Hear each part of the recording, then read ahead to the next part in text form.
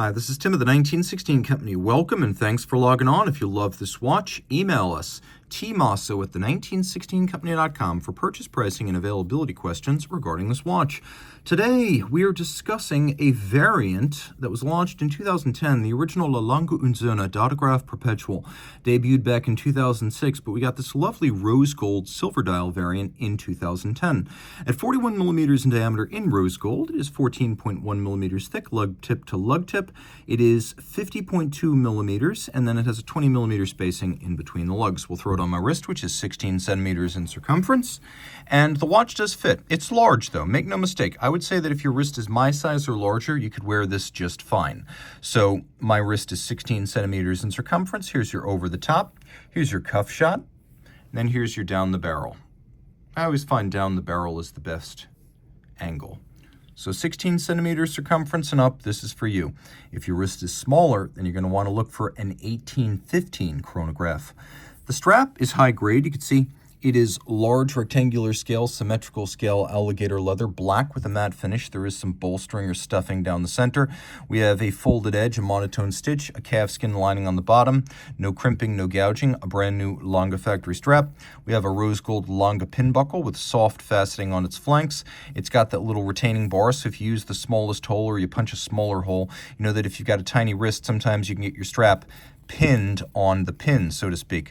So to prevent the pin from capturing the strap and to prevent the strap from sinking all the way to the base of the pin where you wind up having to yank the watch off your wrist, that little retaining bar inside the buckle prevents the strap from sinking too low.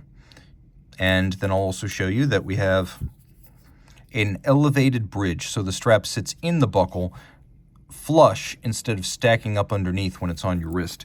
The caseband is simple. Back in 1994, the first four Lange Söhne modern era watch references launched under Gunther Blumlein, Hartmut Knote, and Walter Lange. And Blumlein's contribution to the design of the case was that he thought there should be stepped lugs because Lange was a revival brand. It had existed prior to communist watchmaking in Eastern Germany, but by 1954 everything had been collectivized, so this was a revival brand of the historic Lange Söhne, and so the stepped lugs were thought of as a way to give the modern revived brand a unique identity so it wouldn't be confused with the Swiss. You can see that the case back is pretty dramatically inward stepped, so when the watch is actually on your wrist, it nestles down a little bit and winds up being a lot thinner than the bare measurement of 14.1 millimeters would imply, and it will fit pretty easily underneath the dress cuff. Everything is in high polish. You can see we have a trigger for actuating the calendar turnover, and I'll show you how that's a little bit more than you might expect in a moment. We have a Lange branded crown, and then we have chronograph pushers. By the way, take note, this is what's called a flyback chronograph. So on a normal chronograph, you have to stop, reset, and restart. But if you want to time things that occur in very rapid succession with a flyback, one press of the 4 o'clock trigger, it resets, restarts instantly. Great for events that occur in rapid succession, such as race cars on a lap or runners around a track. There is a tachymetric scale which can be used for gauging speed. One of the sporty features on this watch, along with the flyback style chronograph, the tachymeter, we also have a surprising amount of luminescence, so you can read the watch in the dark. The way the calendar system works is it is perpetual. You probably know that means that the watch can easily cope with irregular length months and leap years. It also means that in between settings, the moon phase disc, which is solid gold on a Lange, can go 122 years without correction, but there's something else going on here with the perpetual calendar. Let me demonstrate one of Lange's concessions to practicality. Pull the crown out now. This trigger. Watch the day, watch the moon, watch the date. See how everything jumps in sync? When you pull the crown out, everything, day, date, month, leap year cycle, moon phase, jumps the number of times you press this trigger. So if you fall 5 days behind, not a problem. Pull the crown out, push this 5 times. You won't have to look up the phase of the moon or make sure that your calendar is correctly coordinated. It's a very smart system. The watch features solid gold hands, indices, date frame, and then you can see that there's a little day-night indicator for the time, so you know when not to use the calendar correctors. You're not supposed to use them during the nighttime hours. So when you're in that little dark arc, and I'll demonstrate how this works, when you're in that little dark arc and that index is pointing towards it, don't use the calendar corrector systems. So that's how that works. Flipping it all over, based on the legendary caliber L951 that dazzled the world and shocked Patek Philippe in particular back in 1999 at Basel.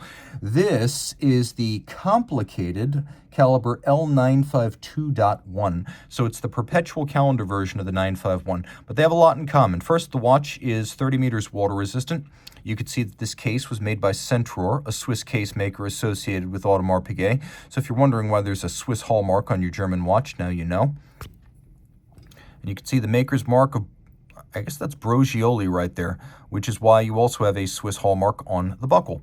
Taking a quick look at the movement, you can see all of the standards of modern Lange Söhne watchmaking. Bridges and plates out of German silver. Why? Because that's how it was done in the pocket watch era, and they're trying to establish firm visual links.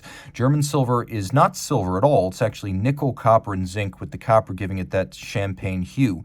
You can see that we have golden chaton cups held in place by fire-blued screws. Not necessary from a technical standpoint these days, but it's there specifically because this is how it would have been done in the pocket watch era, when it was often difficult to precisely press a pivot jewel into a bridge or a plate.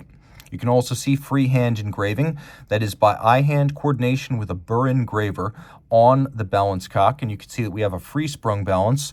Adjustments can be performed with the swan's neck, but they generally are not. For that, Lange depends on the swan's neck fine adjustment mechanism mostly staying centered, and these little eccentric masses being moved in pairs to change the polar moment or turning force of the balance. Not only does that allow for very precise adjustment, but it also makes the watch more shock resistant, as a concussion or a hard hit can't shift the position of these little eccentric masses. There's also an overcoil hairspring, so in any physical position on the wrist, the watch will keep very consistent time. The hairspring will develop concentrically. That's the advantage of an overcoil, and it is a 5-position adjustment here, which is the standard for high horology and chronometers.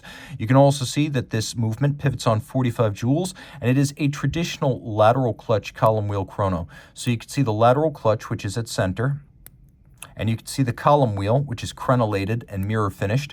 The chronograph components are either mirror polished on their top, as with the column wheel, or satin finished across their tops, then beveled on their edges, as with the levers, horns, and the yoke of the clutch. You can see mirror polishing for the cap on the escape wheel, as well as the tensioning screw and tensioning spring for the lateral clutch.